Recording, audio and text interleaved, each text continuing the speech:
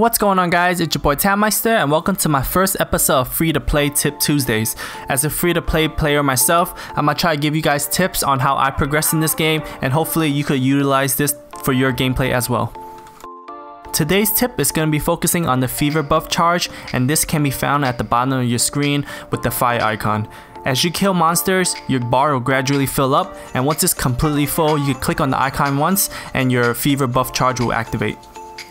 The buff increases your stats such as attack, defense, mesos gain, experience gain, crit attack, crit rate, all that good stuff. So make sure you are leveling up these stats to make full use of your buff whenever it's activated.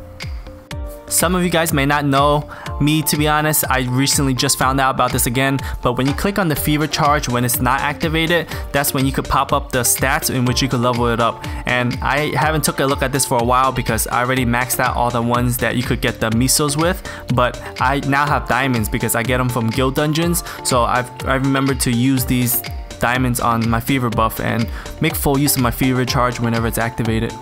If you don't have any diamonds, you could purchase these buffs with mesos. You can only get it to a certain level, but you might as well use your money wisely and invest it into the fever buff because it activates so often and you don't want to be missing out on these extra stats whenever it's activated. I will be making a video on how to get diamonds for my free to play players, so make sure to look out for that video, and I will also recommend what I would use these diamonds on. The fever buff charge does not carry over with every character, so make sure that if you are upgrading your stats with diamonds, make sure you're doing it on your main account because it'll be a waste if you use it on your alt accounts. At minimum, I would suggest to have all your alts increase the experience stat all the way to the point where you have to purchase it with diamonds, because that's the way to make full use of the mesos on your alt accounts.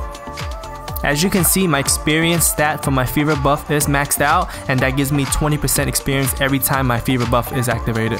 Considering that my fever buff does go off very often, especially when I'm grinding in Star Force Field, this is a great investment to do. You're gonna get a 20% experience gain every time this fever buff is activated, and you just have to spend 2 or 3 diamond purchases on this buff and you're gonna have it for the rest of your life. Other than waiting for your bar to fill up to get the fever buff charge, you can also get fever buff charge tickets as well from doing your dailies. If you use 30 potions a day, you get a fever buff charge ticket, and don't sleep on these tickets. These tickets could act as a food buff, especially during expeditions, because these tickets do increase your attack, and it could also be counted as an experience buff as well, because if you max out your experience buff like mine, you get 20% increased experience every time you use this ticket. So this ticket could be essentially both a food buff and an experience buff. That wraps it up for this week's Free to Play Tip Tuesday. Make sure to come back every week to find new tips on how to progress as a free to play player. Also, make sure to look out for that Fusion Friday episode as well. If you guys are liking the content, make sure to like, comment, and subscribe, and I'll see you in the next video.